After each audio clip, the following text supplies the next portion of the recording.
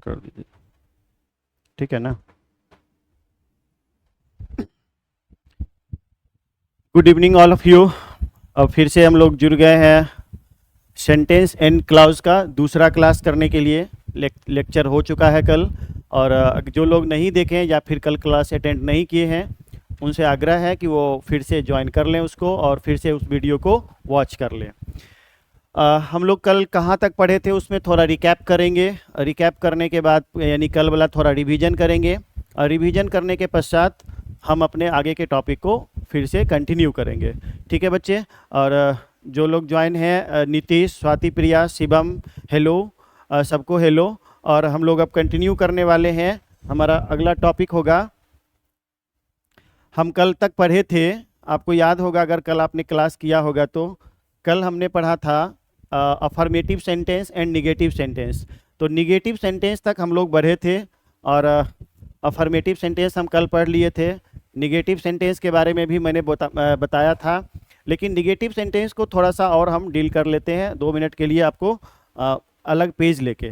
ठीक है जी। Negative sentence क्या होता था? निगेटिव सेंटेंस के लिए हम लोग क्या करते थे, आपको मैं दिखा दूं एक बार। निगेटिव सेंटेंस कल वाला थोड़ा हम रिकैप कर लेते हैं। Negative sentence, what does it mean of negative sentence? Negative sentence क्या होता है? निगेटिव सेंटेंस कहते हैं यानी वैसा सेंटेंस जिसका नकारात्मक अर्थ निकले। जैसे यह एक कलम नहीं है, मैं कभी झूठ नहीं बोलता हूँ, ये सब क्या है? इसमें एक नकारात्मक वर्ड नहीं है, कभी नहीं है। तो इस तरह से जो सेंटेंस निगेटिव होता है उसमें कोई ना कोई एक निगेटिव वर्ड रहता है। अगर इसे अंग्रेजी में डिफाइन करें तो इसको कैसे करेंगे? It is a sentence which has no sense.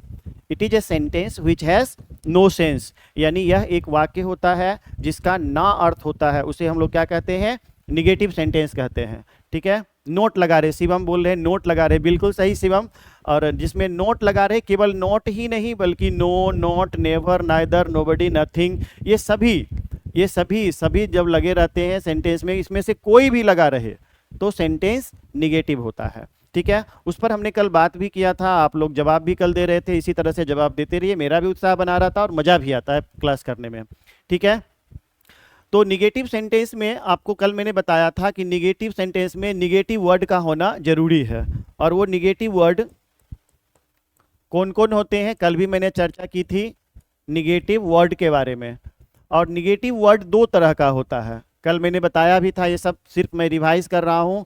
एक होता है फुल निगेटिव वर्ड, है ना, एक फुल निगेटिव वर्ड होता है, मैं रिवाइज कर रहा हूँ सिर्फ। और एक होता है सेमी निगेटिव वर्ड, एक होता है सेमी निगेटिव वर्ड। ठीक है। मैंने कल भी इसकी चर्चा की थी। मैं सिर्फ ये बता रहा हूँ कि फुल निगेटिव वर्ड में जो एन से शुरू होता है, generally no, not, never, neither, nobody, nothing, इन सब में आप गौर करेंगे एन से शुरू होता है। मैं इस पेज पर भी ले जाऊंगा आपको तो आपको पता चलेगा।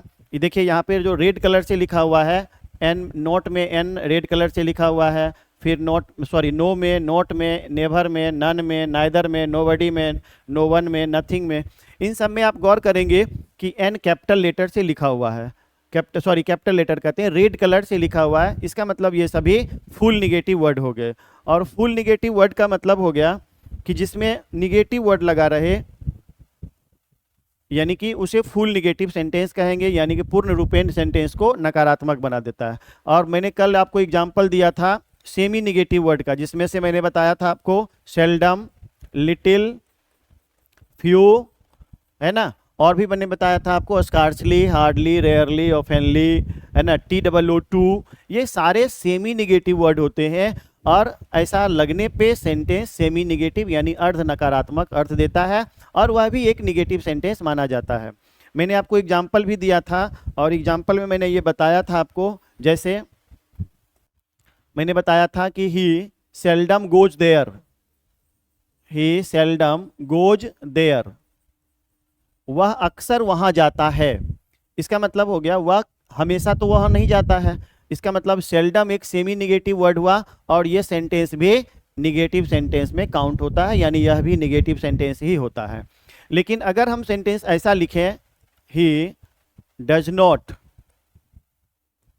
गो to his school, his school, वह अपने स्कूल नहीं जाता है, तो यानी पूर्ण रूपेण सेंटेंस को नकारात्मक बना देता है, यानी सेंटेंस पूरे रूप से निगेटिव होता है, जिसकी चर्चा हमने कल भी की थी और आज हम लोग करेंगे उसके आगे अब। ठीक है जी। तो हम लोग जब आगे करेंगे तो अब हम लोग निगेटिव सेंटेंस पढ़ने के बाद, अब हम लोग करेंगे सेमी निगेटिव की चर्चा भी हमने कर दी। आप यहाँ पर देख सकते हैं little, few, seldom, too, hardly, scarcely, rarely, often, unless, इन सब की चर्चा भी हमने की, कल भी की थी। अब हम इससे आगे बढ़ जाते हैं और अब हम आते हैं, बात करते हैं इंट्रोगेटिव सेंटेंस की। इंट्रोगेटिव सेंटेंस क्या होता है, यहाँ पे आपको डिफिनीशंस लिखा हुआ मिलेगा, लेकिन मैं आपको वर्बली आपको पहले बता देता हूँ। इंट्रोगेटिव सेंटेंस कहते हैं बच्चे कि जो ऐसा वाक्य जो जिससे प्रश्न पूछने का बोध होता है, यानी it is a sentence which is used to ask any question, यानी प्रश्न पूछने में जिसका प्रयोग करते हैं उसको क्या कहते हैं, इंट्रोगेटिव सेंटेंस कहते हैं। उसे हम लोग क्या कहते हैं भाई, इंट्रोगेटिव सेंटेंस कहते हैं। और इंट्रोगेटिव सेंटेंस का यहाँ डिफिनीशन लिखा हुआ है। आपने बोला था कि सर कुछ हिंदी में भी लिखा करिए, तो मैं यहाँ पे जगह छोड़ दिया हूँ इसीलिए कि हिंदी में लिखा जा सके। यानी कि यह एक वाक्य होता है, यह एक वाक्य होता है,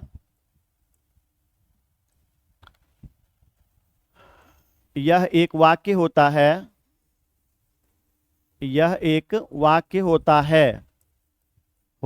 है जिससे प्रश्न पूछे जाने का बोध होता है, या जिससे प्रश्न पूछने का बोध होता है, जिससे प्रश्न पूछने का बोध होता है, प्रश्न पूछने का बोध होता है ना। इसे हम लोग कहते हैं इंट्रोगेटिव सेंटेंस। इंट्रोगेटिव सेंटेंस कहते हैं यह एक ऐसा वाक्य होता है जिससे प्रश्न पूछने का बोध होता है, यानी it is a sentence which is use to ask a question और एनी क्वेश्चन। आप देखिए ऊपर में भी लिखा हुआ, जो मैं बोल भी रहा हूँ, हिंदी में भी मैंने लिख दिया। अब हम लोग करते हैं कि ये दो टाइप का होता है। एक होता है यस नो क्वेश्चन। आप गौर कर रहे होंगे कि यस नो क्वेश्चन यहाँ लिखा हुआ है, यानी हाँ ना क्वेश्चन। इसका मतलब हो गया कि एक ऐसा प्रश्न जिसका जवाब हाँ या ना में हो। जैसे मैं पूछूं कि क्या तुम कल पटना गए थे, तो इसका जवाब आप क्या देंगे, हाँ या ना, है ना। क्या यह एक कलम है, तो आप बोलेंगे हाँ या ना। यानी कहने का अर्थ है कि जिसका जवाब हाँ या ना में आवे, और ग्रामेटिकली आप उसे एक एग्जाम्पल आप शिवम बोल रहे हैं what is your name, yes, यह भी इंट्रोगेटिव सेंटेंस हुआ, लेकिन उसमें से ये WH क्वेश्चन हुआ। मैं इसके बारे में बात करूंगा बाद में, पहले हम लोग करते हैं yes no question. Yes no question किसको कहते हैं बच्चे, यस नो क्वेश्चन कहा जाता है जो ऑक्सिलरी वर्ब से शुरू होता है, जो ऑक्सिलियरी वर्ब से शुरू होता है। ऑक्सिलियरी वर्ब को ही आप हेल्पिंग वर्ब के नाम से जानते हैं, है ना, आप उसे हेल्पिंग वर्ब भी कहते हैं। ठीक है जी, हेल्पिंग वर्ब के नाम से भी आप जानते हैं उसे, यानी कि ऑक्सिलरी वर्ब और हेल्पिंग वर्ब दोनों एक ही होता है, लेकिन इसके में थोड़ा अंतर है जो हम लोग वर्ब के चैप्टर में पढ़ेंगे भी। और दूसरा होता है WH क्वेश्चन, यानी जो WH वर्ड से स्टार्ट होता है, जैसे what is your name, who are you, है ना, जैसे हु रोट द रामायणा, ये सब सेंटेंस क्या हो गए, WH। तो WH क्वेश्चन किसको कहते हैं, WH क्वेश्चन WH वर्ड से शुरू होता है और इसका जवाब एक शब्द या एक वाक्य में होता है। यानी कि अगर हम लोग दोनों को इंग्लिश में डिफाइन एक बार करें तो क्या होगा, यस नो क्वेश्चन किसको कहेंगे, it is a question which generally starts from auxiliary verb and its answer is either yes or no. And WH question किसे कहेंगे, what does it mean of WH question, it generally starts from WH word and its answer is either a word or a sentence. This type of sentence is called WH question. यानी कि इसको दोनों का definition यहाँ भी लिखा हुआ है, आपके PDF में भी लिखा हुआ, मैंने बोल भी दिया। और आपको जो डॉक्यूमेंट PDF दिया गया है, आप देखेंगे कि आपके स्टोर में जाके आप चेक करेंगे तो वहाँ पर आपको एक फाइल मिलेगा, हैंड रिटन फाइल है, जिसमें सब कुछ आगे आगे हम भेजे हुए हैं, आप उससे जाके भी पढ़ सकते हैं। यहाँ पर भी देखिए लिखा हुआ है, it is A question which start from auxiliary verb, जो मैंने अभी तुरंत बोला भी, उसको इसका जवाब यस या नो में होता है, उसको हम लोग क्या कहते हैं, यस नो क्वेश्चन कहते हैं। ठीक है, जैसे अगर बोलूँ कि is this a pen, is this a pen, क्या यह एक कलम है, तो इसका जवाब हाँ या ना में आएगा। आप गौर करेंगे यह एक हेल्पिंग वर्ब से शुरू हुआ है, ऑक्सिलरी वर्ब से शुरू हुआ है, तो ऑक्सिलरी वर्ब से जो शुरू होता है उसको हम लोग क्या कहते हैं, यस नो क्वेश्चन कहते हैं। जैसे is she writing a novel, क्या वह एक नॉवेल लिख रही है, is she writing a novel. आप गौर करेंगे कि यहाँ इज से शुरू हुआ है, यहाँ भी इज से शुरू हुआ है। तो ऐसे वाक्य जिसका हाँ या ना में जवाब होता है उसको क्या कहते हैं,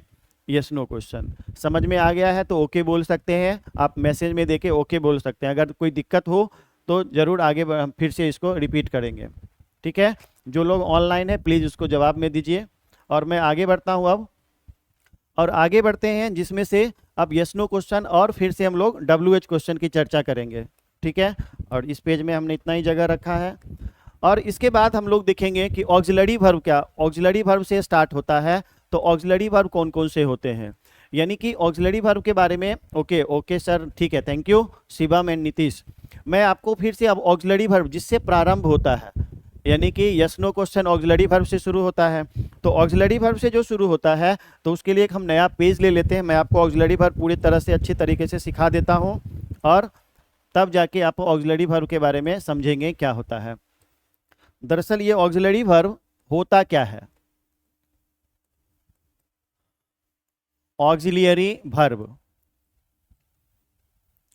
ऑक्सिलरी वर्ब किसको कहते हैं, स्वाति प्रिया लिख रही है, okay thank you. Auxiliary verb इसको कहते हैं, शुद्ध हिंदी में अगर आप देखें तो इसको हम लोग कहते हैं सहायक क्रिया, सहायक क्रिया, है ना। लेकिन इसमें हेल्पिंग वर्ब और ऑक्सिलरी वर्ब में छोटा सा अंतर होता है। अगर मैं आपको पूछूं कि ये इज क्या है तो आप बोलेंगे ऑक्सिलरी वर्ब है, ठीक है। इसे हेल्पिंग वर्ब कहना अभी गलत है। क्यों गलत है कि ये यहाँ पर ये हेल्प किसी को नहीं कर रहा है, एक सेपरेटली इसको हम इज बोले कि इज क्या है तो आप बोलेंगे ऑक्सिलरी वर्ब। लेकिन अगर हम देखेंगे कि ही इज ए बॉय, यहाँ एक वाक्य लिखा हमने ही इज ए बॉय, और एक वाक्य लिखते हैं कि he is reading a book. एकदम जीरो लेवल का सेंटेंस में लेता हूं ताकि आपको समझ में आ जाए, है ना। आप गौर करेंगे कि इसमें भी वर्ब से पहले यूज किया जाता है, बिल्कुल ठीक है। हाँ देखिए ये जो है यहाँ पर ये आप इज लगा हुआ है, यहाँ भी इज लगा हुआ है और यहाँ भी इज लिखा हुआ है। तो यहाँ ये जवाब देंगे ये है ऑक्सिलरी वर्ब, ठीक है भाई। और यहाँ पर ये मेन वर्ब है, यहाँ पर ये क्या है, मेन वर्ब है। और उसको समझने के लिए मैं आपको बताऊं कि एक कहानी के रूप में समझाता हूँ। देखिएगा ये एक घर है, ठीक है, और इस घर में एक आदमी है जो कि मालिक है, और इस घर में एक नौकर भी है, ठीक है जी। अब मान लेते हैं मालिक यहाँ से चला गया, कहीं बाहर चला गया, अपने जॉब पर चला गया, तो इस घर में कौन बचा, नौकर बचा। अब अगर कोई शादी का कार्ड लेके इस घर में आया तो जब मालिक नहीं है तो ये नौकर ही ना मेन वर्ब हो गया, नौकर ही ना मालिक हो गया उस समय।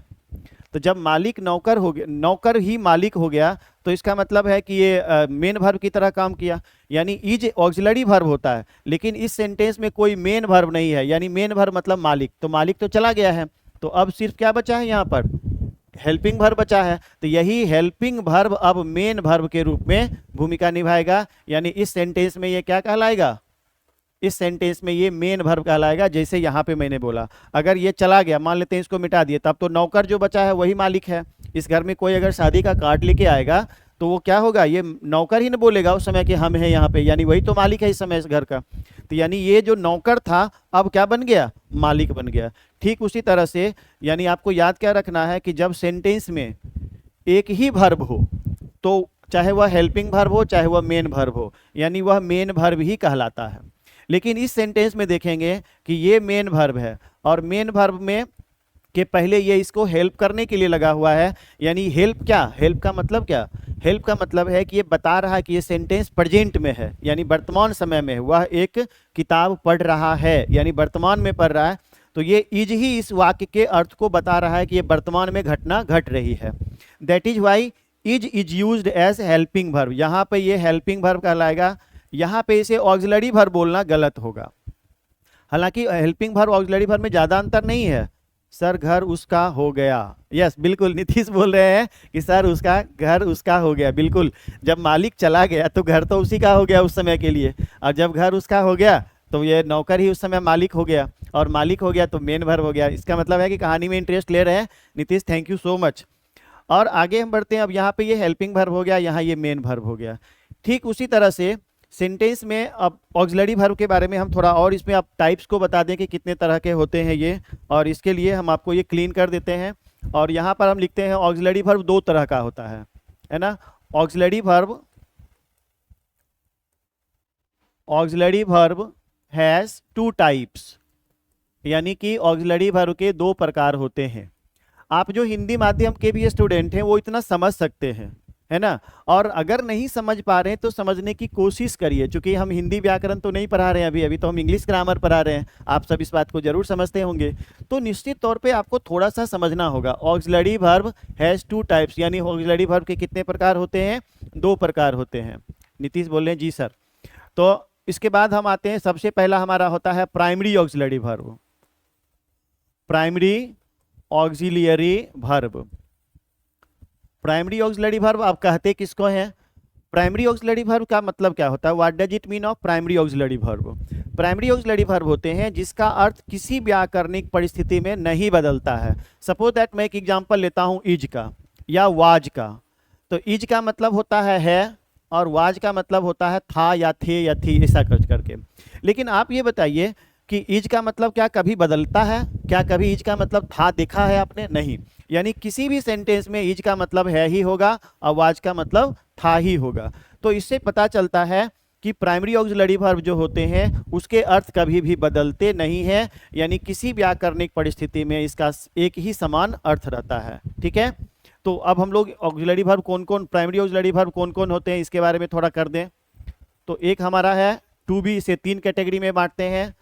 एक हमारा है टू डू और तीसरा है हमारा टू हैव, है ना। ये सब आपको काम देगा वॉइस चैप्टर में, आपको मैं आगे पढ़ाने वाला हूँ सब चैप्टर। अभी ग्रामर, बेसिक ऑफ ग्रामर चल रहा है। तो टू बी में क्या आ जाएगा हमारा? Is, am, are, was, were. Were को हम लोग वेयर तो बोल लेते हैं लेकिन इसे वर पढ़ा जाता है। ठीक है जी। उसके बाद आता है डू, डज, डिड। अब इसमें देखेंगे हैज, हैव और हैड। अब आप गौर करेंगे इसकी संख्या टोटल हो गई होगी 11। 1 2 3 4 5 6 7 8 9 10 11। लेकिन इसमें 4 और भी होते हैं जिसका नाम है बी, बीइंग एंड बीन। और इसका काम, ये तीनों को अलग कलर से लिखा और यहाँ पे हम एक हैविंग देते हैं। यानी कि इन चारों का काम, तो टोटल संख्या कितनी हो गई यहाँ पे? 15। यानी कि ये जो 4 ऊपर से हमने ऐड किया, इसका मतलब हुआ कि ये सपोर्टिंग ऑक्सिलरी वर्ब होते हैं, यानी यह किसी ऑक्सिलरी वर्ब के साथ लगते हैं। ये अकेले ऑक्सिलरी वर्ब ऐसा नहीं होता। जैसे इज का प्रयोग आप अकेले भी कर सकते हैं, लेकिन इन तीनों का या चारों का प्रयोग आप अकेले नहीं करते हैं। That is why the reason is behind that these auxiliary verbs which is written in red color are to be said कहलाते हैं सपोर्टिंग ऑक्सिलरी वर्ब। ये क्या कहलाते हैं भाई? Supporting auxiliary verb. इसको भी मैं अगर आप कहें तो एक कहानी से समझाऊं आपको, ठीक है जी, ताकि आपको ये याद रह सके। अगर आप इजाज़त देंगे तो ओके बोलिए, ताकि मैं आपको इसको कहानी से समझा सकूं, है ना। आप गौर करेंगे यहाँ पर कि ये एक दुकान है, ठीक है, एक दुकान है। स्वाति प्रिया बोल रही है नहीं समझना है। नीतीश बोल रहे हैं ओके। चलिए मैं एक कहानी से समझाता हूं इस तीनों चारों वर्ब के बारे में, तो आपको ज़्यादा समझ में आएगा। यहाँ पे है एक मालिक है, उसी तरह से मैं कर रहा हूँ, है ना। और उसके बाद एक देखिए यहाँ पर उसका नौकर है, यानी एक दुकान है। छोले भटूरे का दुकान तो आप देखेंगे, अगर लोकल होंगे तो जरूर आप समझते होंगे, लिट्टी सिंघारा छोले भटूरे का दुकान होता है। वहाँ पर एक मालिक होता है जो पैसा लेता है, दूसरा होता है जो उसको छानता उनता है या उसको कुकिंग करता है यानी बनाता है, और तीसरा एक और नौकर होता है जो किसको हेल्प करता है, यानी जो मान लेते हैं अचार देता है या पानी पहुँचाता है या फिर और कुछ छोटा छोटा काम करता है। यानी कि ये हो गया हमारा मेन वर्ब। आप इसको समझो, ये हो गया हमारा मेन वर्ब, ठीक है जी। और ये जो हो गया हमारा ऑक्सिलरी वर्ब हो गया। और ये जो हो गया हमने रेड कलर से जो लिखा था यहाँ पे, पिंक कलर से इनफैक्ट, इसी को हम लोग कहते हैं सपोर्टिंग ऑक्सिलरी वर्ब। आपको मैंने याद रखने के लिए सिर्फ ये कहानी बता रहा हूँ, सपोर्टिंग ऑक्सिलरी वर्ब। और इसकी संख्या 4 होती है, साफ करने वाला, स्वाति प्रिया बोल रही है साफ करने वाला, बिल्कुल बिल्कुल, यानी आपको मजा आ रहा है लगता है। चलिए, तो इसको हम लोग साफ करने वाले को क्या बोलते हैं? Supporting auxiliary verb. और ये हमारा हो गया हेल्पिंग वर्ब। अब मैं ना सबको सेंटेंस में बताऊं तो आपको ज़्यादा अच्छा समझ में आएगा। फिलहाल आप ये समझिए कि जिस दिन ये ऑक्सिलरी वर्ब नहीं आएगा, यानी कि जिस दिन ये नौकर नहीं आएगा जो कुकिंग कर रहा है, तो इसका कोई काम होगा? खाली से साफ करने के लिए तो आएगा नहीं वो। तो इसका मतलब हो गया कि सपोर्टिंग ऑक्सिलरी वर्ब तभी रहेगा जब ऑक्सिलरी वर्ब रहेगा। समझ में आ रहा है? अब मैं इसको सेंटेंस से बताऊं तो आपको ज़्यादा समझ में आएगा। ठीक है, सेंटेंस से मैं आपको बताऊं, जगह थोड़ा सा बनाना पड़ेगा, इसको मैं मिटा देता हूं अब यहाँ पे। अब यहाँ पे सेंटेंस हम बनाते हैं, जैसे अगर हम बोले, अच्छा एक और कहानी पहले इसमें कर लेते हैं। जैसे एक ऐसा भी दुकान हो सकता है जिसमें एक मालिक ही हो, एक ऐसा भी दुकान हो सकता है जिसमें एक मालिक हो और एक नौकर हो। ठीक है, यानी कि तीन तरह का हमने सिचुएशन लिया। अब तीनों तरह का हम आपको बताते हैं सेंटेंस से। जैसे अगर हम लिखेंगे he plays cricket, he plays cricket, वह क्रिकेट खेलता है। तो अब आप बताइए, इसमें एक ही वर्ब है, यानी ये वाला सिचुएशन हो गया, एक ही वर्ब है जो मालिक होगा, मेन वर्ब होगा। अब दूसरा सिचुएशन इसका लेते हैं, जैसे ही इज प्लेइंग क्रिकेट, जैसे ही इज प्लेइंग क्रिकेट। अब आप गौर करेंगे कि एक ऐसा दुकान जिसमें कि एक मालिक हो और एक नौकर हो, यानी कि आप यहाँ देखेंगे एक हेल्पिंग वर्ब है, एक मेन वर्ब है। अब हम इस दुकान की चर्चा करेंगे जो कि हम यहाँ लिखते हैं। ठीक है, जैसे he has been writing a novel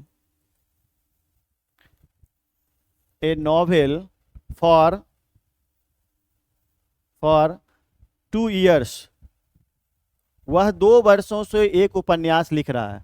अब आप गौर करेंगे, इसमें से एक वर्ब ये है, एक वर्ब ये है और एक वर्ब ये है। तो इस सेंटेंस में आप गौर करेंगे 3 वर्ब है।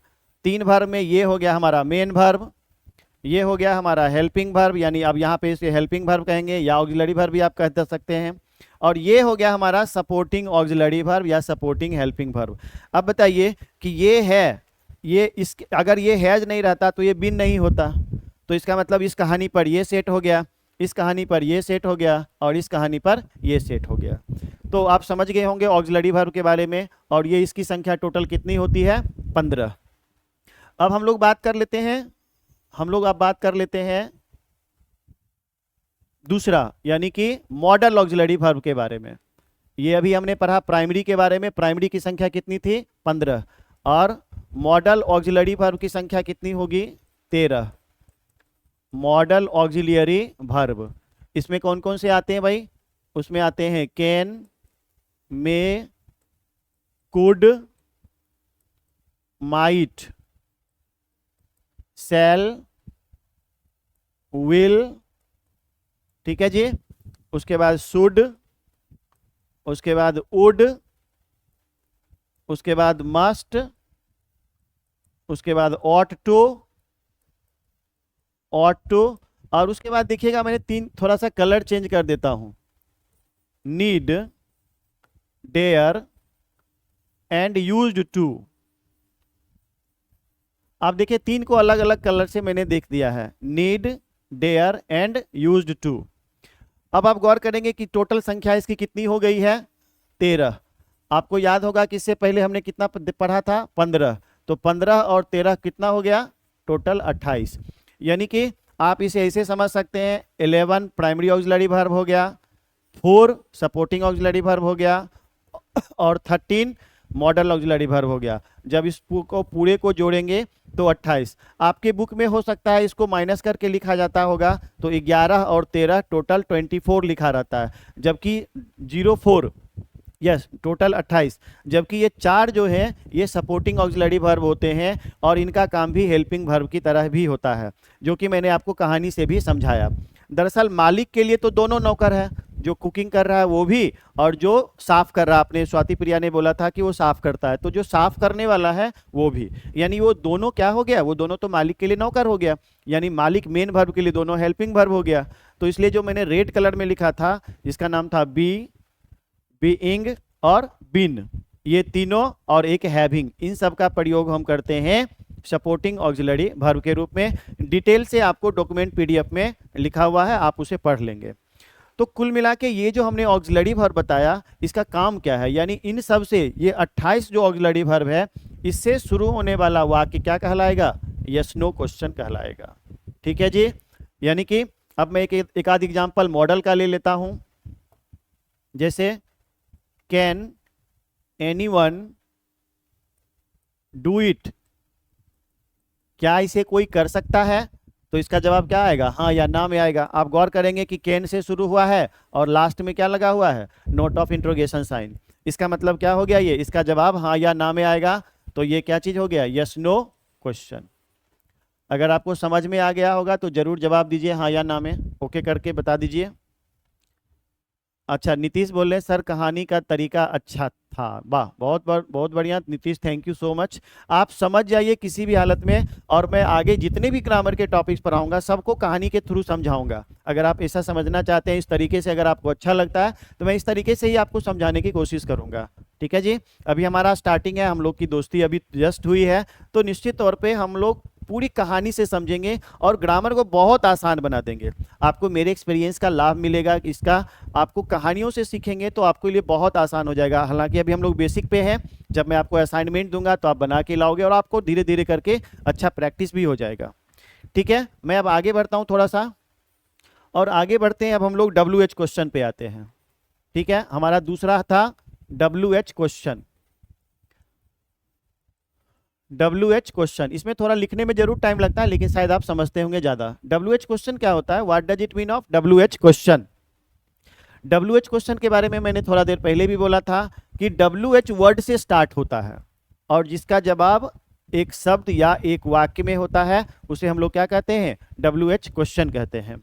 जैसे हु आर यू, तुम कौन हो, है ना, हु आर यू, तुम कौन हो, तो इसका मतलब क्या हो गया, ये WH क्वेश्चन हो गया।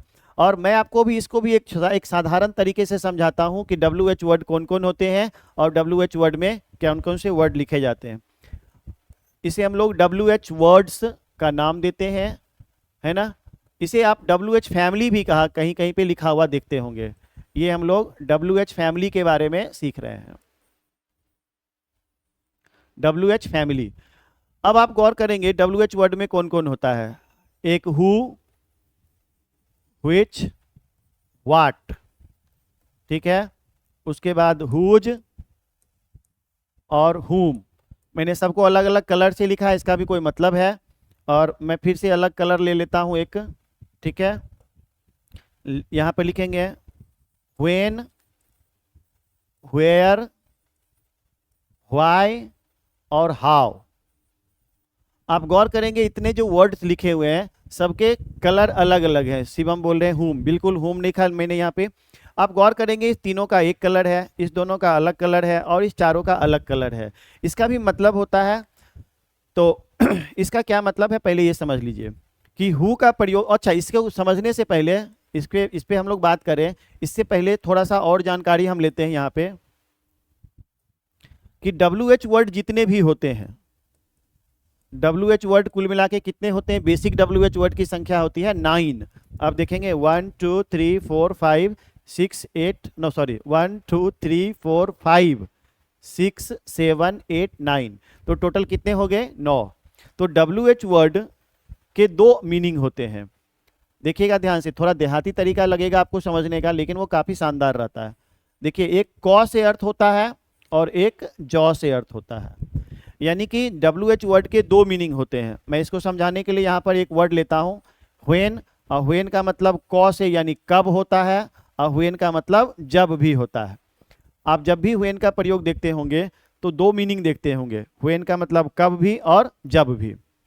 तो उसी आधार पे हम यहाँ पे लिए, तो जब इसका अर्थ कौ वाला होगा तब इसके साथ कोई ना कोई वर्ब लगा होगा। ठीक है जी, मतलब हाँ, कौ से WH वर्ड के बाद अगर कौ से होगा तब इसके बाद वर्ब लगा रहेगा और इसके अंत में क्या लगेगा, WH साइन यानी व्हाट साइन। लेकिन जब इसका मतलब जॉ वाला होगा, मैं एग्जांपल से समझाऊंगा, जब इसका मतलब जॉ वाला होगा तो इसके साथ कोई ना कोई नाउन या प्रोनाउन लगा रहेगा। ठीक है, जो सब्जेक्ट के रूप में जनरली रहेगा। और उसके बाद लास्ट में क्या लगा रहेगा यहाँ पे, फुल स्टॉप। ये फुल स्टॉप है और ये WH साइन है, यानी कि व्हाट साइन है। अब इसको हम एग्जाम्पल से आपको समझा देते हैं तो ज़्यादा बेहतर रहेगा। अच्छा, एक चीज़ और यहाँ याद रखना है कि जब क वाला अर्थ रहेगा तो ये WH वर्ड क्या कहलाएगा, ये WH वर्ड कहलाएगा यहाँ पे। जब क वाला अर्थ रहेगा तब ये कहलाएगा इंट्रोगेटिव वर्ड, इंट्रोगेटिव वर्ड कहलाएगा। लेकिन जब जॉ वाला अर्थ रहेगा तब इसका मतलब होगा ये कंजंक्शन होगा, तब यह कोई कंजंक्शन होगा। और जितनी बात हमने यहाँ पे लिखी है ये काफ़ी कलरफुल अंदाज में हमने लिखा है, इसको समझने की कोशिश करिए, ज़्यादा अच्छा रहेगा, अट्रैक्टिव रहेगा। और लास्ट में जब आप कभी भी कोई भी ट्रेडिशनल ग्रामर पढ़ेंगे जिसमें टेंस, वॉइस, नरेशन, ये हर जगह कॉन्सेप्ट काम आने वाला है। तो ये इंट्रोगेटिव वर्ड के रूप में रहेगा। और इंट्रोगेटिव वर्ड के रूप में जब रहता है तब इसका मतलब क्या होता है, समझिए थोड़ा ध्यान से। जैसे अभी मैं बोलूँ कि when will you go to Patna, तुम पटना कब जाओगे, ठीक है जी। आप गौर करेंगे कि इसमें व्हेन के बाद क्या है, एक वर्ब है। मैंने बोला था ना जब इसका अर्थ क वाला होगा तब इसके बाद क्या लगेगा, वर्ब। आप देखिएगा इसका क वाला यानी कब, इसका अर्थ हुआ कब, तो यहाँ पर क्या लगा, वर्ब लगा। और इसके लास्ट में क्या लगेगा, WH साइन, जो कि यहाँ पर WH साइन भी लगा हुआ है। लेकिन जब इसका जॉ वाला प्रयोग करेंगे तो इसका अर्थ कैसे लिखते हैं, देखिए ध्यान से थोड़ा। अब मैं एक सेंटेंस लेता हूं जिसमें जॉ वाला अर्थ हो, जैसे आई मेट हिम, मैं उससे मिला, when he lives in Patna, sorry lived in Patna, चूंकि टेंस का ख्याल रखना है, लिव्ड इन पटना। आप इसका अर्थ क्या लगाएंगे, मैं उससे मिला जब वह पटना में रहता था। इसका मतलब इसका अर्थ क्या निकला यहाँ पे बताइएगा, जब, यानी कौन, जब जॉ से शुरू होता है। तो व्हेन के बाद क्या यहाँ पर है लगा हुआ, यहाँ पर क्या है, प्रोनाउन है। मैंने आपको बोला था कि जब जॉ वाला अर्थ रहेगा तो इसके बगल में क्या रहेगा, नाउन या प्रोनाउन। और इसके लास्ट में देखिए क्या लगा हुआ है, फुल स्टॉप। यानी कहने का अर्थ है कि जब व्हेन का अर्थ जॉ वाला होगा तो लास्ट में फुल स्टॉप लगेगा, और लेकिन जब इसका अर्थ जॉ वाला होगा तो लास्ट में क्या लगेगा, नोट ऑफ इंट्रोगेशन साइन लगेगा। उम्मीद करते हैं कि WH वर्ड के बारे में आप समझ गए होंगे कि कब इसका क्या मतलब होता है। अब हम लोग इसके बारे में यहाँ समझेंगे कि ये जो हु, व्हिच, व्हाट, हुज, हुम, व्हेन, वेयर, व्हाई, तो इसमें से आप ये समझना है कि इसका प्रयोग, हु का प्रयोग हम सब्जेक्ट अथवा ऑब्जेक्ट के रूप में करते हैं, व्हिच का प्रयोग भी सब्जेक्ट ऑब्जेक्ट के रूप में किया जाता है, और इसका प्रयोग भी, इसीलिए सर रेड पेन से मत लिखिए, दिखने में प्रॉब्लम होता है। चलिए ठीक है, मैं आगे से ध्यान रखता हूँ इस चीज़ का। चलिए इसको हटा ही देते हैं, ये वाला पेन ले लेते हैं, ठीक है जी। और हुज का प्रयोग भी सब्जेक्ट तथा ऑब्जेक्ट के लिए होता है, लेकिन ये रिलेशन को बतलाने के लिए होता है, ये होता है रिलेशन को। और हुम का प्रयोग सिर्फ ऑब्जेक्ट के रूप में होता है, क्योंकि हु का ही ऑब्जेक्टिव केस क्या होता है, हुम। और इन सब का प्रयोग सब्जेक्ट और ऑब्जेक्ट की तरह कभी नहीं होता है, सब्जेक्ट अथवा ऑब्जेक्ट की तरह कभी नहीं होता है, क्योंकि ये एडवर्ब होते हैं, और एडवर्ब का प्रयोग कभी भी सब्जेक्ट अथवा ऑब्जेक्ट के रूप में नहीं होता है, ठीक है जी। तो उम्मीद करते हैं समझ में आ गया होगा इसका सब्जेक्ट ऑब्जेक्ट की तरह। हालांकि ये सारा एग्जाम्पल के साथ हम आपको टेंस चैप्टर में पढ़ाएंगे, अभी आपको सिर्फ याद रखना है कि हु, व्हिच, व्हाट का प्रयोग सब्जेक्ट ऑब्जेक्ट की तरह, हुज का प्रयोग सब्जेक्ट ऑब्जेक्ट की तरह होता है, लेकिन सिर्फ रिलेशन यानी संबंध को बतलाने के लिए। जैसे हुज पेन इज दिस, यह कलम किसकी है, तो हुज का प्रयोग संबंध बतलाने के लिए। जैसे दिस पेन इज माइन, यह कलम मेरी है, यानी इस कलम का संबंध मुझसे है। तो संबंध बतलाने के लिए किसका प्रयोग करते हैं, हुज का। हुम का प्रयोग सिर्फ ऑब्जेक्ट के रूप में होता है, जैसे हुम डू यू लाइक मोस्ट। मैं इसका सारा एग्जाम्पल एक एक देता हूं तो ज़्यादा अच्छा आपको समझ में आएगा। इंट्रोगेटिव सेंटेंस पढ़ रहे हैं तो हम लोग सबका एग्जाम्पल देते हैं, जैसे who are you, who are you, इसका मतलब क्या हो गया, कौन। यानी कि इस सेंटेंस में ये क्या चीज हो गया, सब्जेक्ट है कि ऑब्जेक्ट है, बताइएगा। अगर आप बताना चाहते हैं तो बताइए, हु आर यू, तुम कौन हो। अगर इसको जानकारी आपको चाहिए कि इसमें ये सब्जेक्ट है कि ऑब्जेक्ट है, तो इसका जवाब निकाल लीजिए। मान लेते हैं, लिखते हैं यू आर मोहन, या यू आर कुछ भी लिख दीजिए, यू आर मोहन ही लिख देते हैं। चलिए अगर हम लिखते हैं यू आर मोहन, तो आप थोड़ा सा साइंटिफिक तरीके से देखिए, यू के लिए यू खत्म हो गया, आर के बदले में आर आया, यानी हु के बदले में क्या है, मोहन है। तो इस सेंटेंस में यू आर मोहन में ये क्या था, सब्जेक्ट था, ये क्या है, वर्ब है, और ये क्या है, ऑब्जेक्ट है। इसका मतलब है कि हु के बदले में क्या निकला है, ये मोहन, तो इसका मतलब इस सेंटेंस में हु क्या हो गया, ऑब्जेक्ट हो गया, है ना। समझ में आ गया होगा किस तरह से सब्जेक्ट और ऑब्जेक्ट को आइडेंटिफाई करते हैं, ठीक है जी। अब उसके बाद हम आते हैं दूसरे सेंटेंस पे, जैसे व्हाट आर यू रीडिंग।